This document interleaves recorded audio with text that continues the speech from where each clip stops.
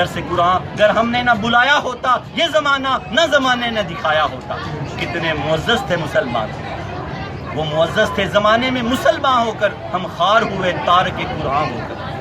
قرآن کو روز کھولیں، کھول کے غلاف اتار دیں، مٹی کو جھاڑیں جو مٹی قرآن پر نہیں پڑی ہوئی، ہمارے مقدروں پر پڑی ہوئی ہے، مقدروں پر پڑی ہوئی ہے، اس کو جھاڑ کے روزانہ قرآن کو کھولیں، دل سے لگائیں۔ حضرت علی المرتضیٰ رضی اللہ تعالیٰ فرماتے ہیں جب میرا دل کرتا ہے میں اللہ سے بات کروں تو میں نماز پڑھتا ہوں، جب میرا دل کرتا ہے اللہ مجھ سے بات کرے میں قرآن پڑھتا ہوں۔ سبحان اللہ۔ کہ آپ کا دل نہیں کرتا اللہ آپ سے بات کرے؟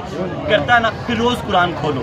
کیا آپ کا دل نہیں کرتا آپ اللہ سے بات کریں؟ کرتا ہے نا، تو پھر 5 وقت کی پابندی کے ساتھ نماز پڑھیں۔ اللہ رب العالمین ہمیں نماز کو پابندی کے ساتھ پڑھنے کی توفیق عطا فرمائے۔ نماز اللہ کی رسی ہے، یاد رکھو، ہر فاسق و فاجر، ڈاکو، شرابی، زانی پر بزرگوں نے لکھا نماز فرض ہے، کیونکہ وہ ان گناہوں سے نماز کی وجہ سے ہی باہر آ سکتا ہے۔